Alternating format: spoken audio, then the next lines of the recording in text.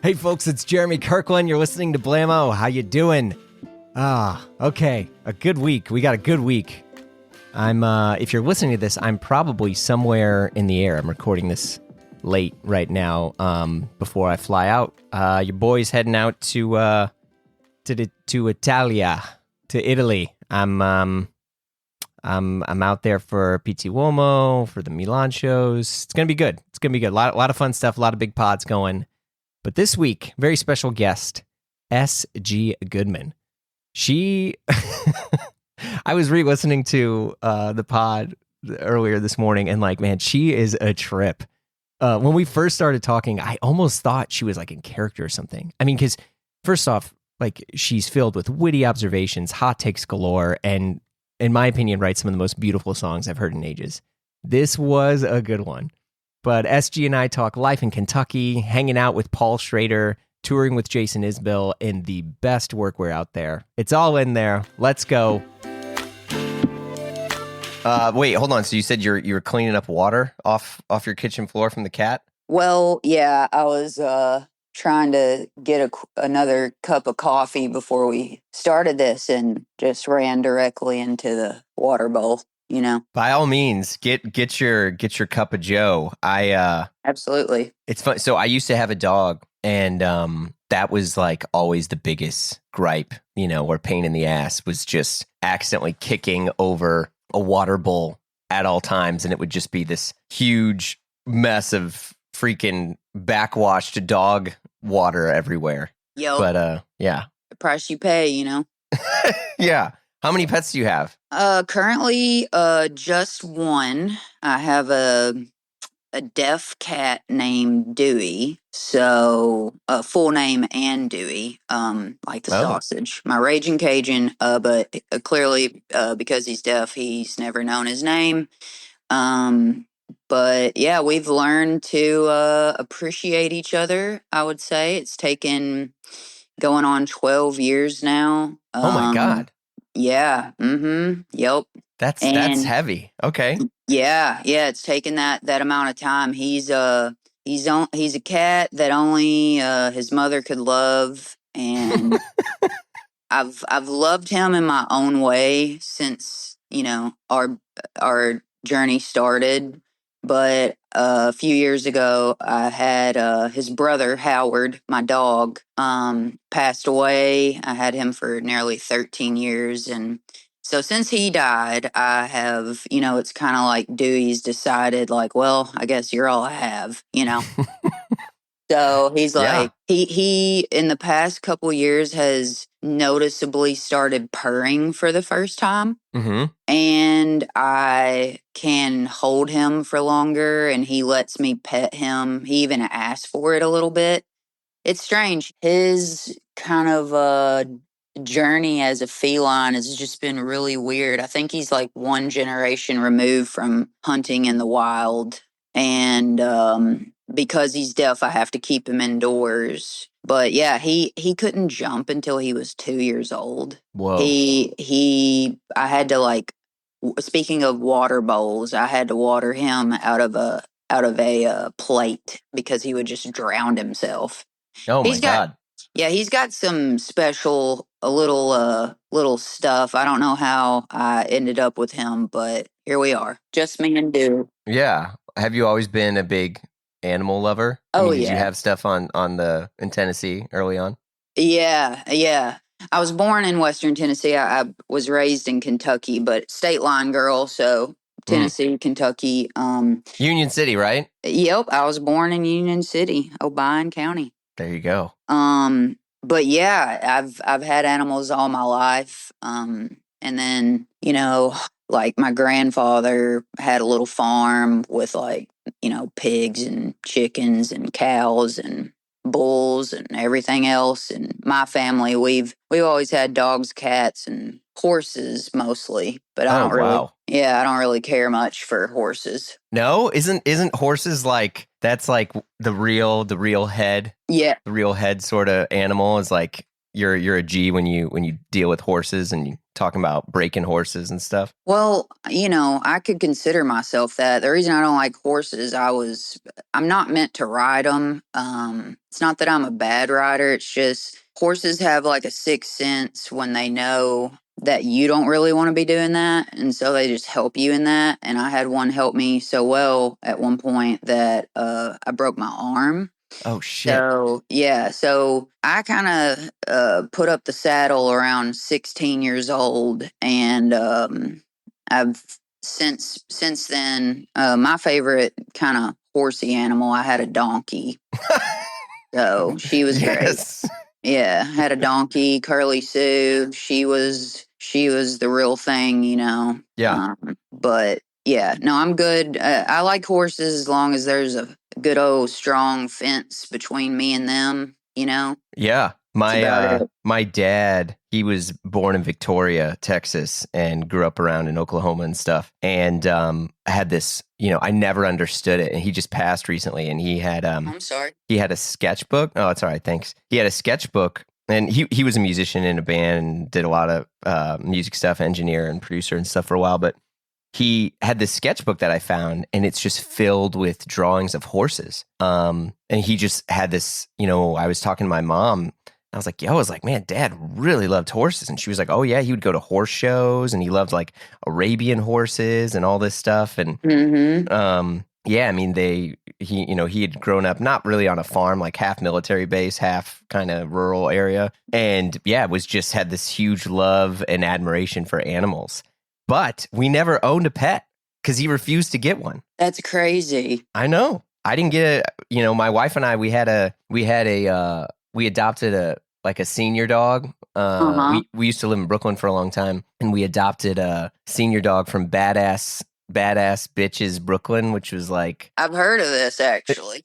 yeah, they're great, and they went and they rescued her from like South Carolina or whatever, and we named her Peggy, and she was the love of my life, and Mhm. we had to put her down during COVID, but like in my head now, I have like I think anyone that has animals, you have this like you had said kind of like sixth sense or whatever, but with the horses, but like you have this level of love and empathy because it's this, it's an animal and you're caring for it and stuff. It's kind of holy. It completely, and I feel like yeah, I'm a little bit leery of. I mean, I understand people could have had like a terrible experience or whatever, but even me that has had terrible experiences with horses, I still deeply appreciate them. Yeah. And but yeah, every time, especially like I said, I lost my dog a couple years ago, and believe me, I mean, I can still I still mourn over my dog.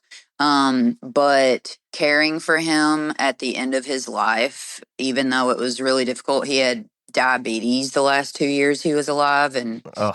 yeah, it cost a lot of money. And every time I was on the road, when I would come back home, I was immediately on a 7 a.m., 7 p.m. schedule. He had to have 2 insulin shots a day. And so he was, but it was an honor. It was literally an honor to get to have that relationship with Howard. And now Dewey, like I said, we're getting to know each other more, and it's just we're kind of all each other has. And I look at him and I'm like, wow, I'm living in a house with like a creature. So weird. Does it has that stuff like affected your songwriting? I mean, because just reading through a lot of your other lyrics and listening to your stuff, I mean, feel like you got this kind of nature love and admiration in your music. Oh yeah, I mean, I especially when I was writing my new album that's coming out, Planting by the Signs. Yeah. I didn't start that. Howard. It's weird because Howard at the beginning of that album's kind of conception and the early writing phases, Howard was alive. And then I started the year, let's see, that would have been in 2023 February is when he died.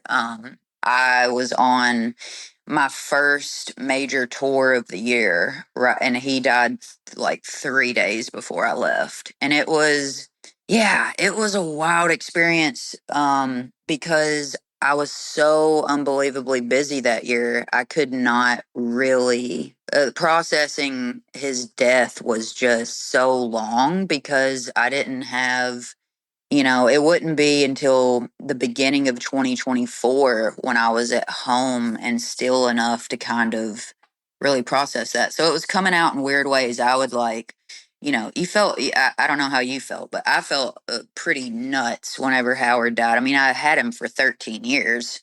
Yeah.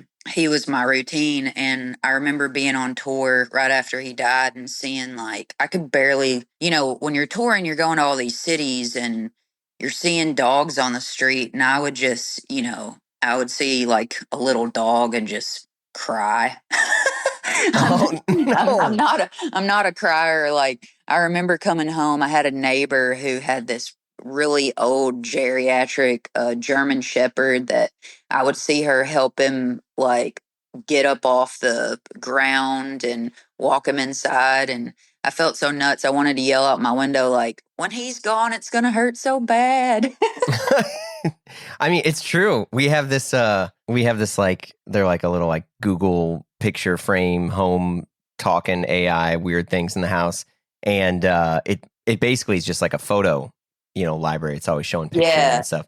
And it shows pictures of Peggy all the time. And there's times where I'll like be in the kitchen, I'm doing dishes and I see a bunch of pictures of Peggy and I'm like getting emotional and I'm like washing a cup, and you're just like, damn it. But yeah. Did you ever listen to Cat Stevens, I Love My Dog? Because that's like my anthem sometimes. Yeah.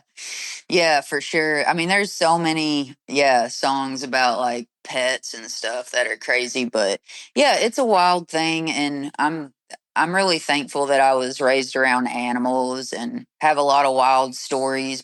Like I said, not that we have to go here, but You're good. I have this story. So my family, like you said, because I'm from Kentucky, everybody, I mean, to say you don't really like horses when you live in Kentucky seems like a little bit crazy, but Sure. but they gave me a lot of good stories when I was a kid, probably around 10 years old. I guess the internet started happening more well before then, but my mother started, we would go to horse sales. Oh yeah. Okay. And what we would do, we would buy horses for as little as like $50. Okay. Okay. And they would be, I mean, it was an entire cultural experience going to a horse sale in Western Kentucky as a child because you saw some real salt of the earth, crazy people. Mm-hmm. And you didn't know, I mean, there was a lot of shady stuff going on. The horses my mother would buy would be malnourished or a little crazy, or you didn't know. A lot of times people would dope horses before they ran them through the sale so they would seem more docile. Whoa. Yeah, and things like that. But because my family has land and everything, what we would do, or my mother started doing, she'd buy these like really malnourished horses and just kind of let them be. She'd let them live and fatten them up. And my oldest brother, and my mother are very, very good with horses. My oldest brother does break horses Oh wow. and is just really, really talented with them. And they would this is crazy, but they would get these horses in tip top shape and very docile and then sell them on the internet. And because they were labeled as a Kentucky horse, Yeah. people would come. I've met people from all over the country who would take these horses, bring them down, and like, I mean, they would bring down horse trailers, probably more expensive than my house. And yeah, carry off this horse that, they were just excited to have a Kentucky horse and bring it. And because of that, I met this Willie Nelson impersonator once. My mother had him come, like him and his wife come in. I call it, I now I think of him as fake Willie Nelson. Yeah, yeah. And like that's the closest I've ever like really experienced Willie Nelson. But For now. yeah, for now, I mean, I've been close to Willie Nelson. I've seen him perform. He was playing a Luck Reunion one year when I was in Texas, and but yeah, no, I mean, if not for horses, I would have never met fake Willie Nelson. You know? There, there you go.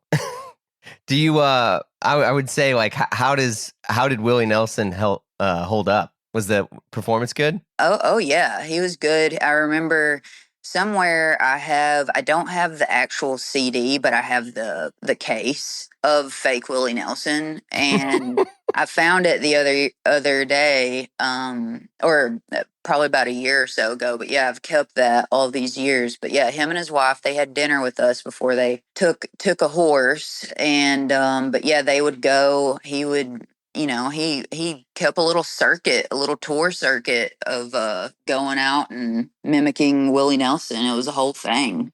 But yeah, you That's never know crazy. yep, never know who you're gonna meet. Yeah, for real. I mean, I'm Hmm. sure you're hitting that more now as I mean you're really starting to get out there more, and I think more and more people have been really vibing your music and stuff lately. I mean, it's beautiful. I will say it's incredible stuff, and your voice is like knocks you out. But I mean, is that happening more where you're getting these kind of like wild offers to come play with this person or to go gig over there? Yeah, I mean, I've been fortunate enough to meet a lot of people's heroes, and I guess some of arguably my own. But people are people, really. That's one thing I've learned, is that generally people are people. They just maybe have different gifts than others. But yeah, it's been a treat to get to walk on stage with some of my heroes. And Who are your heroes? well, Or who were your heroes? oh no, it's never. It's funny. It's kind of good that I've never had that experience. I've never had like oh gosh, don't want to meet that person. But a few years ago, this is a wild story. Back in the pandemic was when I guess my debut release came Yeah. out, Old Time Feeling. And I actually haven't owned a TV until the last like 2 months as an adult. Oh, okay. Yeah, well, I have obsessive compulsive disorder, and one of the way I've kind of protected myself is to just not have a TV because certain images can get lodged, and it can just become a very um I don't know, just an unpleasant situation sometime. Mm-hmm. Mm-hmm. Um, so as you could imagine, I'm not a big movie buff and I'm not a TV buff. So when I had people start tagging me and sending me this director who was apparently a big fan of my music, I had no idea who he was. And it turns out it was Paul Schrader. Oh, shit. Yeah. So Paul Schrader started posting about me and talk like asking he's an older gentleman at this point and definitely has boomer energy on Yeah, he's like online. 80. Oh Yeah, yeah, yeah. yeah. Yeah. Yeah, he's close to 80 by now, I believe. But so I reached out to him and I wanted to send him the music, and until then I had never seen a Paul Schrader movie. I've of course heard the line like you talking to me or you looking at me, whatever that is, but I've Yeah. still actually never seen Taxi Driver. And that kind of developed into this really odd friendship and sort of working relationship. He asked me to help with a score on his movie, The Card Counter, Oh wait, you and did the score for Card Counter? I helped on it. I sang on it. I went into Manhattan and recorded some, but my song Space and Time, there was an artist, Mariba, who covers it, and it is on his movie The Master Oh, Gardener. That's right. That's right. And Yeah. so, but the craziest one of the craziest stories about Paul Schrader and how this relationship developed was in 2000. I think it was 2023. I think that was the year. You know, one of the biggest things on my or coming up for me was I was going to get to play Tiny Desk in Yeah. DC. And so for months I was stressing about this and being like, oh my God, I can't, you know, mess this up, whatever. Like a week before that day, I was in a hotel room in North Carolina and get an email from Paul and was like, gonna come to your show in Freehold, New Jersey. You're gonna have dinner with me and Bruce afterwards. Oh, Um, yeah. Okay. and he was like, sent him your songs and he has a lot of good things to say about it, whatever. And anyway, he didn't say Bruce Springsteen, but I Yeah. was like, oh my God. And I wrote my manager, I screenshotted it, wrote my manager and was like, one thing about Paul is, you know, he's gonna pull through, but you're not gonna get any information. Mm-hmm. And so I was like, I don't know. I don't know how much we can count on this. Oh, It fair. seems real.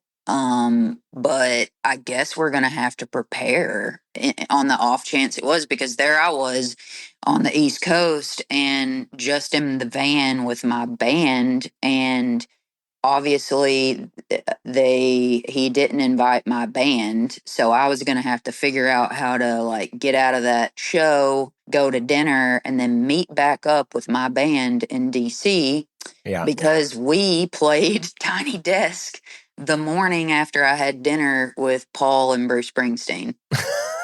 And so I show up to DC in a special kind of way, you know. It was Yeah. over a 3-hour drive from his house back to DC. And, you know, I told my manager, I was like, I don't know if we should, like, obviously I don't want to not do this, but this is insane. You know, what if I get sick and then blow my whole Tiny Desk? You know. And he was Yeah. just like, well, the truth is one day you'll forget about your Tiny Desk, but you'll never forget about having dinner with Bruce Springsteen. And that's true. That's it. Wait, hold on a second. I am in the middle of auctioning a watch of mine off on Bezel. Just a few more minutes left. Look, yes, your favorite site to buy and sell luxury timepieces of all the heavy hitters from Rolex and Lange and Cartier. I could go on and on and on. They also let you auction your own watch on their incredibly safe and secure marketplace. After the auction ends, I'm just going to ship my watch to them with the prepaid label they gave me, and boom, your boy's going to get some money in his account to, well, in my case, buy another watch. But I'm not here to discuss that part. I am trying to tell you why I use Bezel to buy and sell and now auction all my favorite watches. Check it out. Finish the pod first, but hey, look, I get it if you want to hit that pause button.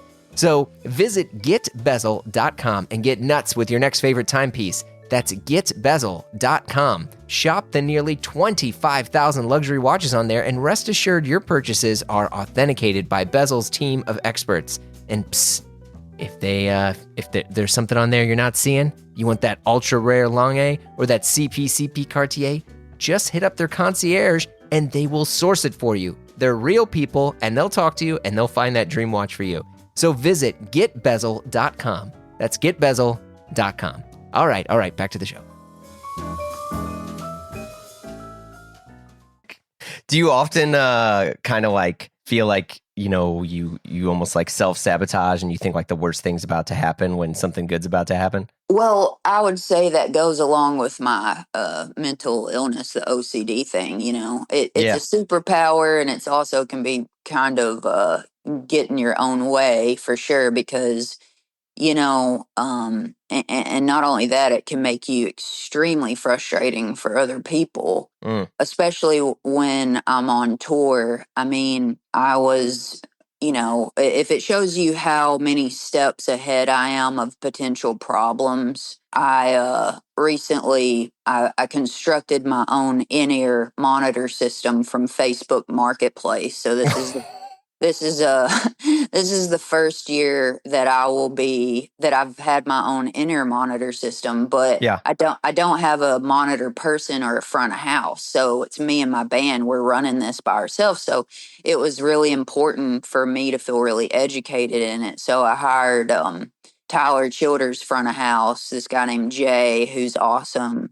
And I got a rehearsal space and had him explain how to do this, and we practiced setting it up and understanding the equipment. And he was like, all right, well, when are we gonna, when's your first show with this or whatever? And he said, let me see your dates. And my first headline shows, they don't really start until nearly the fall. And he was like, oh, we've got all the time in the world. Why are we doing this? So, and I was like, this is how I operate. Yeah, Yeah. we're doing this. We're learning this like 5 months before I'll ever be tasked with doing this by myself. I mean, that's So, great. That's like, honestly, that's what you're supposed to do. It's so crazy to me how so much of, like the music business and like production of things, they're so used to like, okay, what, you have like a 7-day turnaround or a 2-day turnaround, or you need it yesterday sort of thing. I mean, shit, that's got to be a breath of fresh air, being able to actually have a proper schedule, especially for like road stuff. I mean, that's awesome. So yeah. you happy with it? Oh yeah, I'm super happy with it. I mean, great investment, and being I got it off of Facebook Marketplace. It's not the newest thing, but Mama saved some dollars, Yeah. and but yeah, that's kind of how I roll. But unfortunately, with the nature of being on the road, you can't prepare for everything. Uh-huh. But I'm always worried about safety. I'm always worried about my van and my equipment. And because of that, I can be really overbearing. I would freak out if my band members, when we're going into a hotel, a lot of times the clerks will be like, what brings you in town? If somebody said that we're there because we're playing music, Yeah. I would freak out, because in my mind, the way like my paranoia brain works, it's like, oh, that clerk could have a little crime ring going. And they're gonna call their buddy and be like, hey, there's a band in town. Here's their vehicle. I have their make and model and everything here. Like, go out there and pick and give me my cut. That's the way my brain operates, and like tour safety. So I have a lot of paranoid, like, just kind of procedures that I don't know are important to me. No, honestly, I don't think there's anything wrong with that. Especially like, I used to be in a band and we toured and stuff, and thankfully we never had anything crazy happen to us. But there were a lot of other friends of ours whom, they would be in, the safest city or wherever it was. And, they didn't park their van the right way or something happened, and they like come out of their hotel. Yeah. And they're missing, like priceless gear. It's like a Vox teardrop guitar that's just gone. And it's like, well, you can't really just like go to Guitar Center, No. and go Yeah. nab another one. Exactly. Yeah. And so, yeah, so I'm like crazy. I have all the VIN numbers on all my equipment.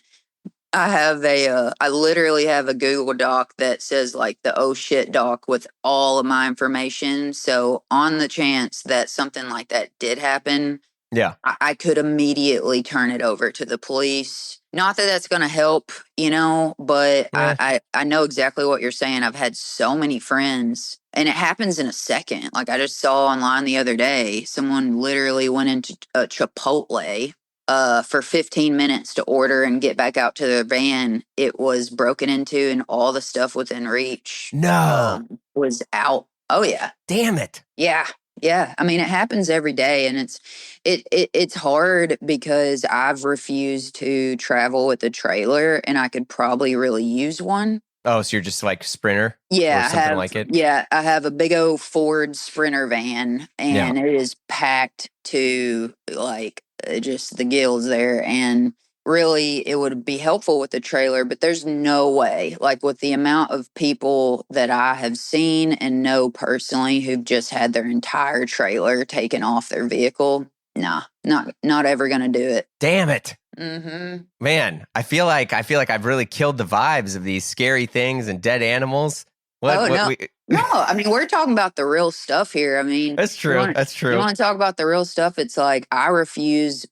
90% of the time, I would say, I drive out of every city that we go to, which is hard because you're getting out of the venue at midnight or after. And it's like, yeah, nobody wants to drive down the highway, but it's just, there's my touring schedule is way too packed. I can't be in San Francisco and then go into Portland and have my windows broken out and expect to, in less than 24 hours, get a new window and make my show in Portland. So we're getting down the road, Yeah, I know. That's fair. Mm-hmm. How's your music? It's so like, I feel, at least for me, whenever I listen to it, it puts me in a good mood. I mean, do you feel like your music, your songwriting stuff ends up becoming this like form of therapy or escape? I'm sure. I do think your stuff, like, I mean, I listen to your stuff to put me in a good mood, but it's interesting to hear that you have so much, I don't know, not trauma, but I think there's like an emotional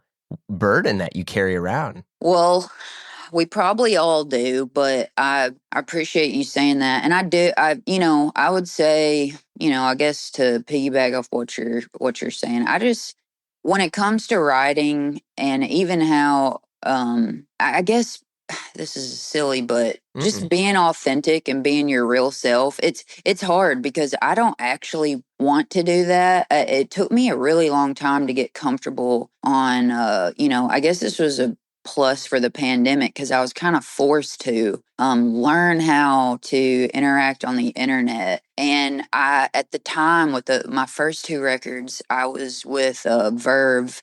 Yeah. And, I had the opportunity, and I guess I still do now, where I don't actually have to be the one who's running my social media. And back to paranoia, I really didn't like the idea of some person in New York City having my passwords. Not that I'm doing anything weird. It's just, who doesn't enjoy getting the algorithm catered to them? I was getting like, Yeah. I was imagining like this lady running my socials in New York, and then I getting whatever New York people want, and then I'm wanting like bird feeders and animal videos, and so I just couldn't handle that. But because of that, I have it's funny. I am a very goofy person. And it feels vulnerable to bring my humor to either the stage or the internet. But yeah, I guess it really is who I am. And I would even argue it's a watered down version of who I am because probably some of the things I think are funny or not appropriate or, maybe not everybody's humor. But yeah, I guess I just try to, if you're going to do this, you might as well be yourself in all the aspects. That's my theory. No, I mean, I think it's fantastic. And also, I'm not gonna lie, I don't really fuck with any of the bands that end up having like, oh, my social media is run by my team, or like anytime I see like a social account and it's like this is managed by, I'm just like, what? I mean, especially for me, like music, it feels like the most personal form of like, artistic expression. And I'm sure someone's gonna clap at me for this, but as a person who plays music and studied music and is still probably more obsessed with it than anything else, like, yeah, I think it's like the most real, honest thing ever. I just think like your love of Facebook Marketplace and learning how to fix your sync and stuff on YouTube is amazing, because that's the shit it's, we were talking about the algorithm. I can't use TikTok anymore because I have like a little bit of addictive personality on things. Yeah. And next thing you know, I'm like, you know what? I think I can totally remodel my house. I was like, I think I know how to, I'm learning how to mud. I'm learning how to repair my drywall. And this seems pretty easy. I can do this. Yep. Oh yeah. Newsflash, I can't, because my ceiling in front of me, I wanted to soundproof my studio down here, and I can't do it. It's currently crumbling, but we're figuring it out. Yeah, there's an art form to that, and believe me, I've made quite a bit of mistakes doing things around my house. But I agree with you, like the internet. Recently, I've switched over. One thing I have a problem with social media is there's not a lot of mediums where I can, as you can tell with this podcast here, I'm long-winded. So Oh, it's great. Instagram, the old Twitter, I've never tweeted a day in my life, but now I'm on Threads. I never really get on that very much because it's all too concise. And so I started a Substack, and now I can write, like, if I want to write 4 pages of how I feel about something, well, guess what? I am. If I want to post I did this thing, I did this meditation series called Country Calm, and it's not released on anything else. It's only on my Substack currently, but I'm working on a second season. But yeah, I was at home writing Planting by the Signs, and I also am addictive specifically to political podcasts, and I gave it up. And so I could only try like meditation things on streaming or audiobooks if that was, yeah.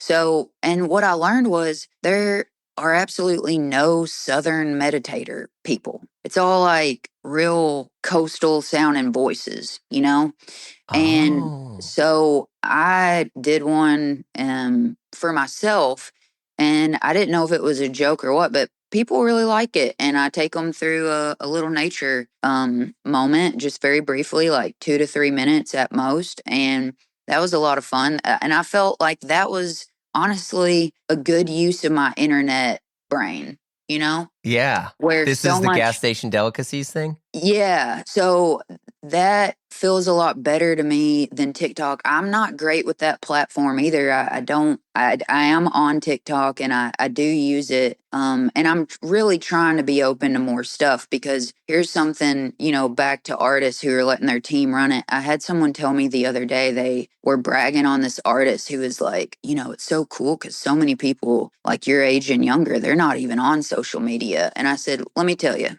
oh boy, if there's an artist out there that is not on social media themselves, then it's because a miracle has happened and they've become so successful that they don't have to.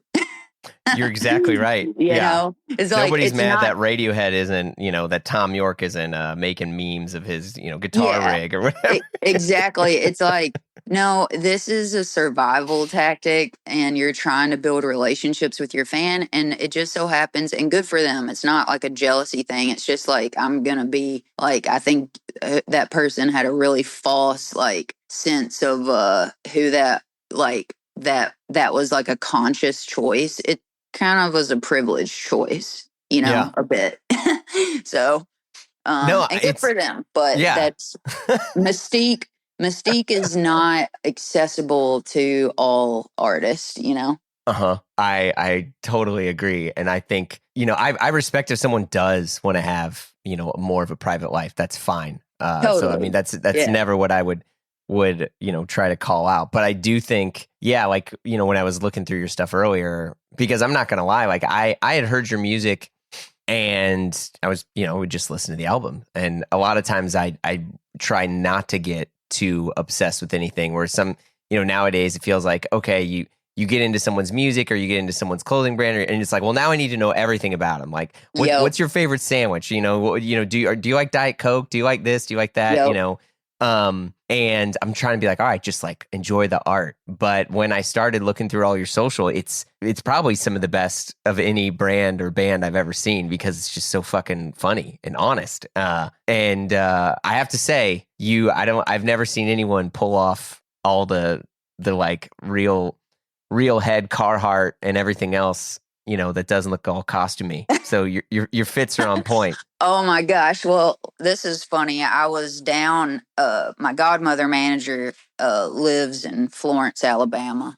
Mm-hmm. And it's a beautiful town. I love that area, the Shoals. And I was down there, and I was on one of the main strips downtown. It's a small place, a little college town, but I went in this store, and I was dressed, like I normally do. And I have this one pair, my favorite pair of overalls, these black Carhartts that I've actually had a tailor in New York like resew the crotch. Oh yeah, awesome. It's like because I was like, I've worn them to death, and like, but this guy came up to me and he was like, "Oh my gosh, like those are so great. Where did you get those?" And I was like, I bought them new in 2020. Yeah.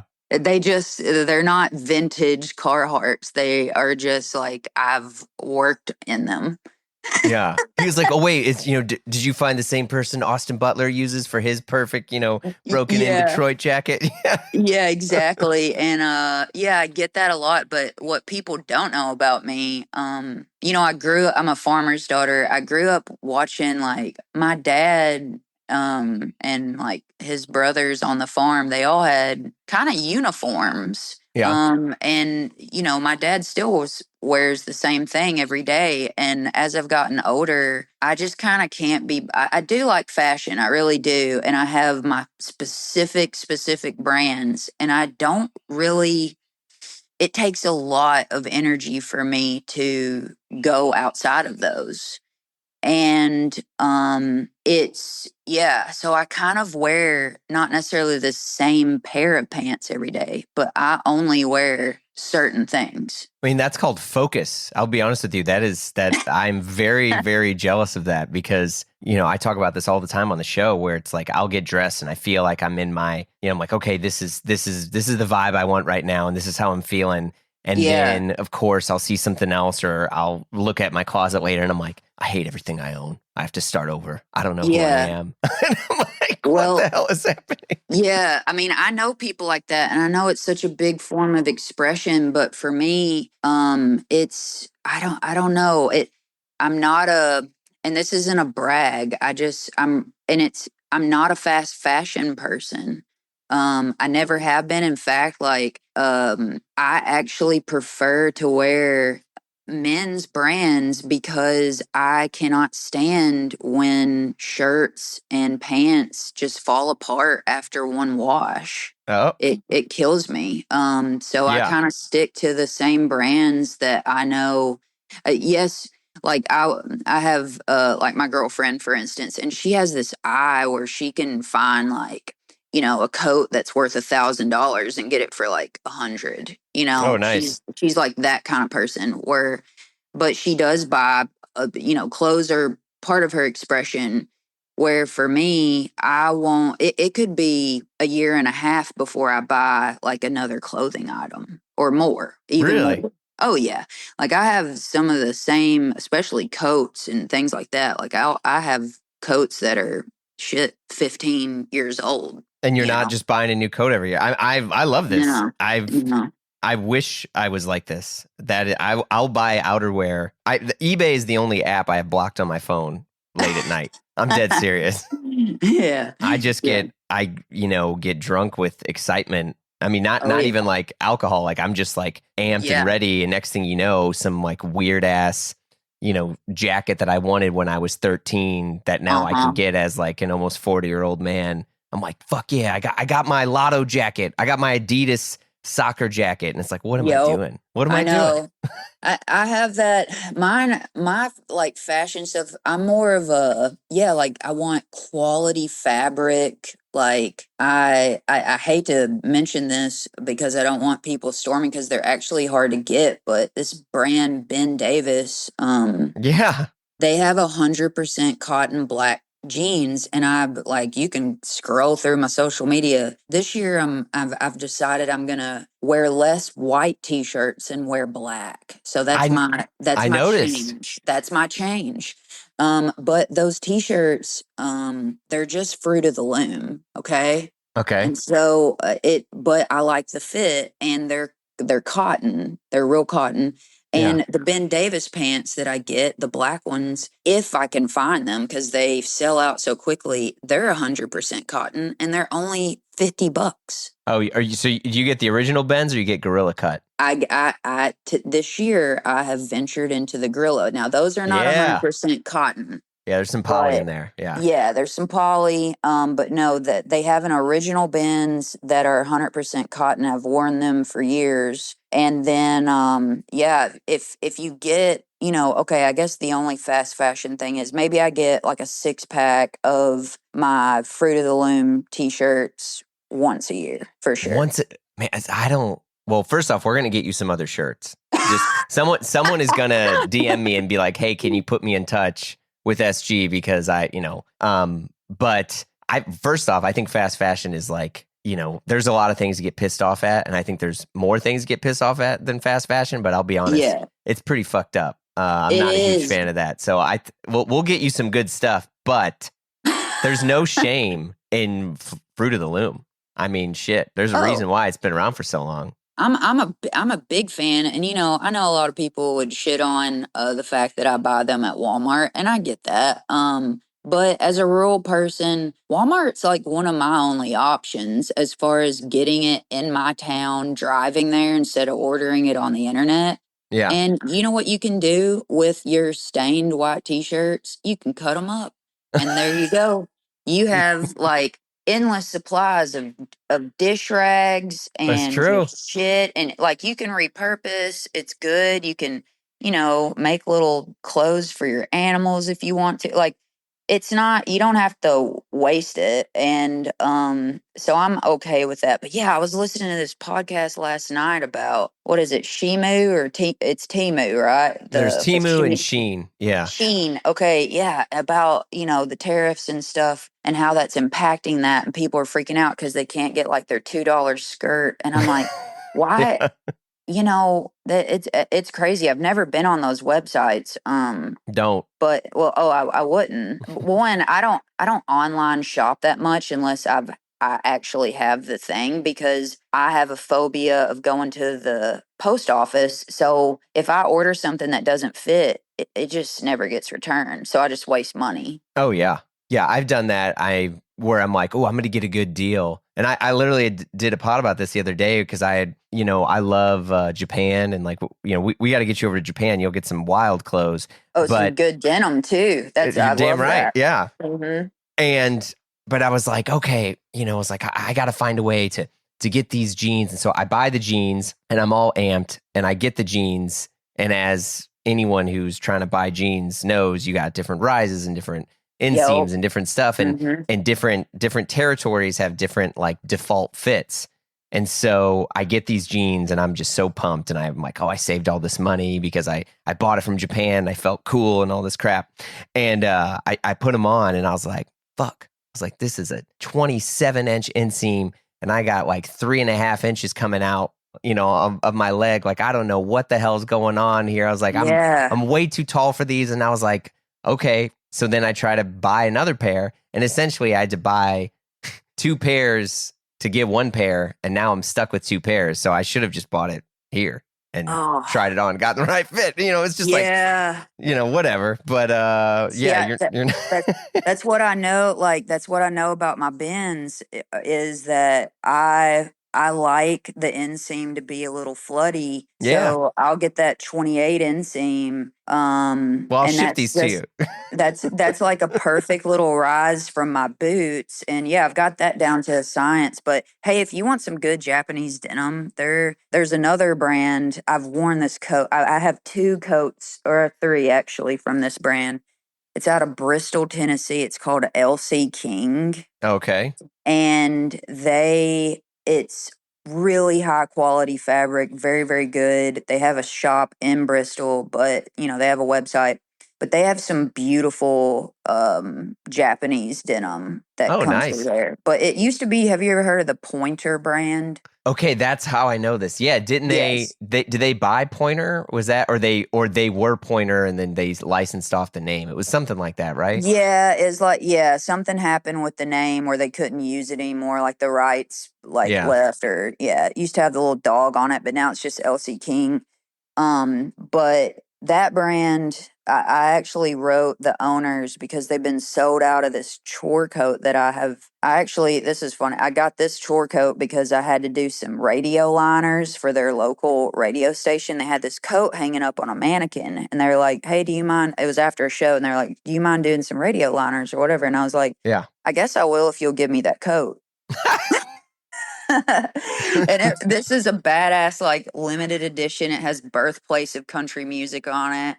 I Oh, love it. cool. And like, yeah, you could peep. I'm wearing it all the time on my social media. It's like this tan coat and I love the fit on me. And it's thin. You can wear it. Really, it's just like it's perfect for a stage because it's always cold in there. Yeah. It's perfect for all. Yeah. But anyway, big fan of LC King. Love them. Please, everybody don't go to their website because it's always sold out and it sucks. But I try to get it when I can. Well, we're gonna get you laced out from a lot of different stuff after this because always whenever we'll have people on, like brands or someone will hit me up and they'll be like, "Oh, we need to get.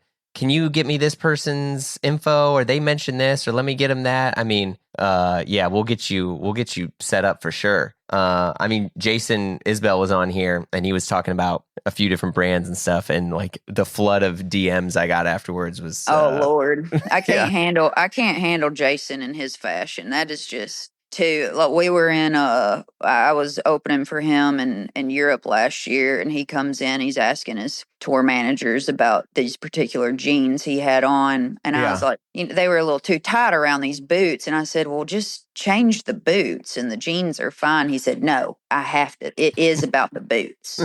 It's about the boots tonight. And I was like, okay, well, whatever. But yeah, I can't keep up with Jason and his fashion, nor would I try too yeah. much. I'd be overwhelmed. Like I said, black pants, black shirt this year, and the decision has been made, you know? The I respect you. You're in the kind of Johnny Cash sort of all black era. I very much respect that. Yup. My dad was like, for him, the pinnacle of success was basically a really nice pair of boots. Oh And yeah. when we were younger, he's like, look, he's like, when you guys turn 13, we're gonna get you boots. And my brother and I Yeah. were like, what? Like, who cares? And he's like, no, we're gonna do this. We are gonna get you some real proper like cowboy boots. And he got me boots and I got a bolo tie. You know, Oh the little, nice. Oh yeah. yeah. And I felt like king shit. It was dope.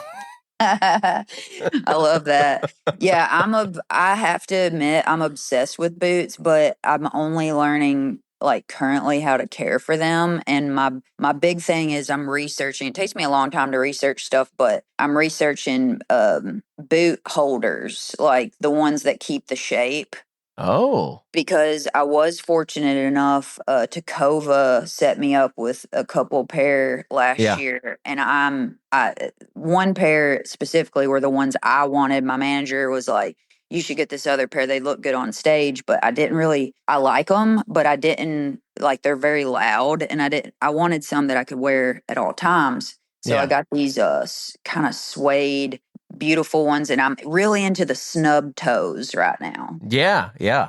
And let me just bitch for a minute. And I told the girls at Takova, as a woman who loves quality materials, Yeah. boot companies are the absolute worst towards women. Oh, Like they rarely have exotic materials. Like the quality sometimes, like the quality of these Tacovas, they're great. But I told them, I was like, you just don't have the options that the men's do. And you don't always run them small enough to where I could wear them in, that's you true. know? And so it's Yeah. It's like, like, here's some white ones. And you're like, what? yeah, if I could live multiple lives, I would love to start like just a little boutique. Like basically, I think it would be smart for them to just make one line geared towards like men and women so that if women wanted like black Cayman skin boots, they could have them, Yeah. like that Yeah. kind of stuff. But yeah, I've been like scouring the internet for the perfect snub toes, but hard to find. It is funny as like, as far as we've come in terms of, inclusion and stuff like that, that there's still so many clothing brands where they don't realize that nobody cares what gender wears or what, what you're wearing for the clothing brand. It's like, you don't need to have the men's side or the women's side or any of this other stuff. It's like, just make it available for everyone. And then everyone's body shapes and sizes are different. Let people figure that out on their own. But it's like, Yeah, you're exactly right. It makes zero sense to me, and like seeing their offering is yeah. Well, we got to get you some custom ones, maybe some Texas traditions or something. You put that on there. Little Lucchese's or Okay. something. Yeah, it's Yeah. like, I mean, those are great. I have one pair of Lucchese's. I got them off of eBay. You'll love that. Okay. They are a red ostrich, Oh and shit. I love them. Yeah, they're great. But I like I said, I don't buy clothes often. So what? I'm not. I mean, you want to see something impressive? You should see Jason's shoe collection. Oh, I've seen But quite a bit. Yeah, he's got it's he's got a it's serious crazy. wardrobe. And I just can't even imagine, because that's the problem with me. I'll have like a really nice pair of something that were expensive in my book, and I don't mind throwing down on a nice pair of boots. But because I won't buy multiple, I'll just, I'll wear them out. I've got these, it's an Australian boot. Oh, R.M. Williams is probably what you Yeah. have. Yeah, those Yeah. are great. Yeah, a friend, actually had to move some of her stuff back from New York to Western Kentucky, and I had a van, and she was like, "All right, I'll either give you like this much gas money, or you can have these boots." And they fit perfect, and I was like really in desperate need of shoes right then. And Yeah. so I took these RM Williams boots, and oh my gosh, like I wore them yesterday. I've had them since 2018. Damn. I love them. Yeah, I love them. But anyway, it's That's mhm. Yeah, that's wild. I mean, it is funny, like still like there were these R.M. Williams boots that were that everyone got really into at one point, and I think they were designed by like Mark Newson or something, but they were I don't know. The Craftsman, just the regular old, like that look like the Blundstone, or Yeah, I think it was it was called the Yard Boot. The Yard Boot 365, and it basically, yep. yeah, it looks like a Blundstone, Yep, I know but what you're talking about. I think they yeah. recalled it a Gardner boot now. Oh, yeah, that makes Hmm. sense. Probably circumventing some license fee or whatever. But Yeah. yeah, those are wild. It's funny, I was just in New York yesterday, and the amount of people that everyone just is wearing like Blundstones or some type of like slip-on looking sort of Chelsea boot. I mean, it's everywhere. It Boots. is. Yeah. And I don't want to shit on Blundstone. And You I'm can. just, well, I am. I'm going to, okay.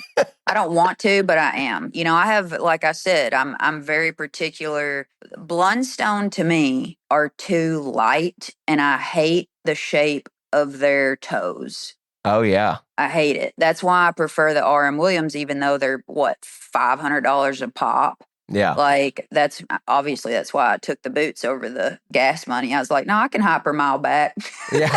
uh, yeah. But anyway, yeah, the Blundstone, the shape, the same thing with like and I'm not worried about them ever, any of these brands ever giving me a free pair. But a few years ago, I wanted some good winter boots for tour. Yeah. And I was like, well, everybody wears these Doc Martens, everybody Mm-hmm. wears Doc Martens. And I got this pair of winter Doc Martens. Good Lord. What a waste of money. They're uncomfortable, and it's same thing with the toe. It's all rounded. It looks like, I don't know, to me, like some kid shoes, but it's yeah, they're you just can't get the quality hardly anymore, or like a little bit of style. I guess for me, I prefer the Solivare boots over. I don't own a pair. I tried to get one last year, and like I said, I ordered these Solivare shoes, these loafers, and I Yeah. loved them. Too big, didn't send them No. back, ended up having to just gift them to somebody. Yeah. But oh Well, at well. least you were doing that instead of sitting online and like trying to flip them or whatever. There's certain stuff. It's like I'll call Oh, a friend I'm over, my little brother, and I'm like, hey, here's a bag of gear. Enjoy. Yo, that's how I'm just like, well, that was my fault, but no, I'm way, way too scattered and lazy to sell stuff online. Yeah. Do you? I saw earlier you're monitoring your stress with an Aura ring. What's that? How's that been? Oh, Well, yeah. So my girlfriend got me this thing, this Aura ring. I would have never probably bought one on my own. But honestly, I secretly love it. No, really? Yeah, I do. I love it. I I'm have like, one. I'm wearing it right now, and there's no ad for listeners. This is not an ad, but man, I check it too much, and then I feel like I'm arguing with it because it was like you didn't sleep very well, and I was like, I feel great right now. I'm like, joke's on you. Nuh-uh. Don't uh-huh. tell me how to feel. I feel like mine tells me the truth. And then I love looking at my like REM sleep. I'm like, damn, I was processing some shit, you know? I was like, I was like, girls processing over here. Yeah, no, I like it. But my biggest thing was I've just really struggled on the road with like cortisol and Oh, okay, okay, hell, yeah. weight fluctuation and all the stuff just because, and it's stress. Like I've had my blood work done. And so I've just been trying to like monitor all that stuff. And like I was scared. Both of my parents have sleep apnea. And so I was like, am I, I wonder if I'm snoring or not breathing well in my sleep. And so that was really kind of the reason I agreed to have this, just to monitor that. Turns out breathing perfect. But yeah. And so it's yeah, I mean, I kind of, yeah, I'm nerding out over the Oura ring. I'm a big fan. I don't like the way they look. Yeah, I'm yeah. a big You got to wear a ring lot of other person. rings so I you can kind of hide it. I saw that you were well, doing I that. do. Yeah, and that's why I picked this brushed silver cuz I'm like, okay, maybe this won't stick out like a sore thumb and everybody's like, well, SG's tracking her health, you know. But I guess, here I am talking about it. I am No, guilty. it's so I had gotten one for to like try to check on my sleep and stuff like that, and then a friend of mine's a nutritionist, and I was like, I'm wearing this Oura ring, and I was like, it said my heart rate gets really low at night. Like, what does that mean? And I'm all freaking out, and I was like, Mhm. and I was also like, yeah, I have some weird body image issues and weighing Dang. myself all the time and stuff, and I was like, I don't even know what to do, and he was like, look, he's like, first thing I would do is he was like, just stop eating after, 7 o'clock, 6 o'clock. Yo. And I was like, Mhm. don't tell me how to live my life. I was Yeah. like, Uh-huh. that's Yeah, my snack exactly. time. What are you Ex- doing? Exactly. It's so weird how it can pick up. Like if I have a drink or something, noticing your sleep patterns change. It's wild, but it's good. It's good to know. That's kind of the thing with like staying healthy on the road and Mm-hmm. trying not to fluctuate on that. Because yeah, I have major body dysmorphia. It's not my mother's fault. It's society's fault. But I was definitely like by the age of 12, I'd been on every fad diet and No. existence in the 90s. So Yeah. it's like being able to fully like see myself in, I guess, in not a skewed way. I'm still learning that. I think everybody being on Ozempic has honestly like helped my body image a bit because you can kind of see like some people, it's like what an amazing thing that they get to take control Mm-hmm. in that way. And I know it's like super helpful, but I definitely, it scares me sometimes because at some point it's like, oh, I wonder if you notice that like you are maybe too thin, Oh, yeah. like, and that's something I've struggled with like back in like 2022, 21 in the pandemic. I lost like shit 20 pounds or something. Lost. And Oh, wow. Most people went the other way. I know. Well, not me. I actually like lost like a ton of weight and maintained it for quite a while until I think just some real stress came in with the road stuff. And Yeah. it what's weird is I still thought I needed to lose weight. Oh, no. And I like look back now, there's nothing more glorious than being like having your picture taken every week of your life and being able to really see online, just scroll through your social media and being like, well, it's, we're blossoming. you know, Yeah. it's really hard. And I don't talk about that often, but yeah, the whole body dysmorphia thing, it's so hard to love yourself through all that. But here we are trying to love ourselves. Yeah, no, you're right. Like I it's so I I'd written this thing on like my like Substack or whatever, and there's like we have like a bunch of member like things for the pod and stuff like that. And I was basically just way more open. And I talked about this because I was, I was like a fat kid when I was younger, and Same, buddy. yeah, and I hated it. And it, I used to swim with a t-shirt on whenever I'd go to the pool, and I'd get made fun of and all this stuff. And but I was writing about it, and I've written about tons of things here and there, and you get a couple of responses, but all of these, I mean, just like an overwhelming amount of people responded were like, dude, exact same, or I wrestle with this and I wrestle with that. And like,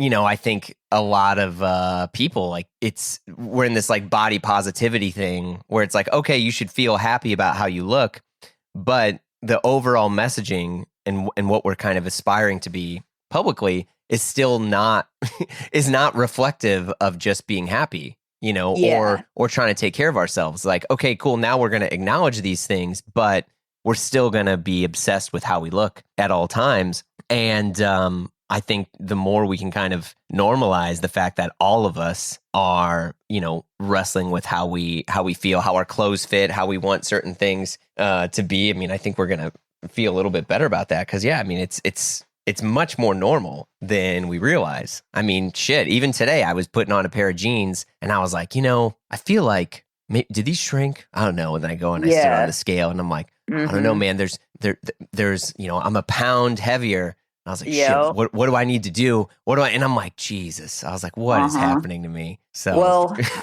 I'll tell you, I have learned back at like when I was losing weight, and I was trying to do it intentionally during the pandemic. For years, I didn't own a scale because with my OCD, I can get really obsessed with stuff. So that's why I was also a little leery of having this ring. I didn't want to get obsessed with the numbers. Yeah. And like, I'm not a person who checks my steps and all that crap.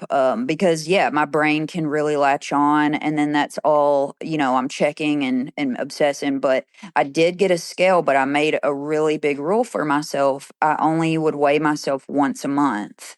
And then so I could try to like actually realize that I was losing weight. I would write down my number for that time, and but that was it, but I would suggest, I mean, you do you, but I would set a limit on when you weighed yourself, because I'm like, the reason I didn't have a scale for so long is, like I said, I dealt with kind of body dysmorphia and all that my whole life. I just, there's so much terrible shit happening in the world. The last thing I need is really to be walking around and being like, I just cannot go to Dairy Queen this month because I'm a pound heavier right now. But at the same time, moderation is a virtue. So, and that's something, it's hard. I just think for right now, it's like my goal in life is to have like a strong body, so when I'm 80, I don't have to have a bunch of surgeries. I think that's the way I'm looking at it. Yeah. No, I mean, that's my thing too. My dad, he was a musician for a long time, and he'd gotten diagnosed with Parkinson's, and he had it for like, basically he had it for like 30 years, and it completely robbed him of his musical abilities. I mean, and he had perfect pitch, and he could just hear anything and walk over to a piano and play it. And I mean, it was incredible. Wow. And it was awful to see that get taken away from him. And in my head now, I mean, I became more obsessed with fitness, not even so much so it's like, oh, so I can fit better in these jeans, where it's like, yo, I don't want to get, Parkinson's, or I want to be able to do this, or, and I want to be like strong, healthy versus just like thin, Exactly. Yeah. I think that's like so important. And it's not just about like little extra table muscle here or there. It's about whether or not, like for me as a musician, being in a van, like I'm not in a bus or something. Yeah. Sitting, I actually went to physical therapy the first time in my life this year because of most likely just the damage being in a sitting position for hours and hours for years, so that's something. It's like getting out and stretching and prioritizing, health on the road. It's a long process, and I'm never where I want to be when having a photo shoot is just terrible because I'm like, all right, I got 2 months to drop like 100 pounds. Here we go. It's like, and then it's uh yeah, the stress of summer with your arms not looking the way. And at the end of the day, it's like you forget most people they're not thinking about that the way you are. No, you're absolutely Yeah. right. Yeah. It sucks. Like I actually, this is a little vulnerable, I guess, but when I was in out with Jason this past late fall in Europe, this was after like a long year of touring, like weight fluctuation, all this stuff, Mm-hmm. and I remember I've tried to do this on stage a lot while I'm performing. Like I wish I could say that I was thinking about the show, but sometimes I'm literally having conversations with myself like, how would it feel for you if you could get up here in front of thousands of people and not be worried about what you look like when you're moving? Mm. Like Yeah. it's true, but I know I've really been doing a lot of self-talk with myself about this because I hate the thought that one day I'm going to wake up and think that I wasn't present at my shows or during this moment because I was so self-conscious. Yeah. I mean, a few people have told me this where it's like there's no shame in, going and talking to yourself in the mirror or something and just being Yep. like, I mean, in your case, you don't even have to lie to yourself. You can just be like, hey, like you're a fucking rock star. You're on stage playing music. The other people are talking to themselves saying, maybe someday I'll do this. But it's like, you got people Yeah. in the audience, excited to hear you and listen to your music. All you got to do is just look out there. So, I mean, it's, yeah. I mean, hopefully I don't think you're ever going to need to be lying to yourself. You're just telling the truth. Well, I hope so. I mean, in my opinion, especially like what we were speaking about earlier about meeting people and me meeting other artists. I wish I could report differently, but I think performers can be some of the most insecure people out there. Oh, yeah. It doesn't seem like it, but I know I've struggled with that, and but yeah, but you're right. I do try to give myself little pep talks, and that tour I was doing that on stage of just like you know one that was a cool tour. I did the whole thing. I never like had a drink before a show or Mm. anything like that, and just that's something powerful too, is like knowing that you can do that and feel at home in your body like with nothing going on. Yeah. So Yeah. I mean, that's a superpower. And I appreciate your candor. I mean, like I was saying earlier, it's like the more people actually share and normalize these things, it's like you kind of feel like you're not alone. And then it doesn't, it doesn't become any sort of crazy thing to just admit, stuff that you're wrestling with.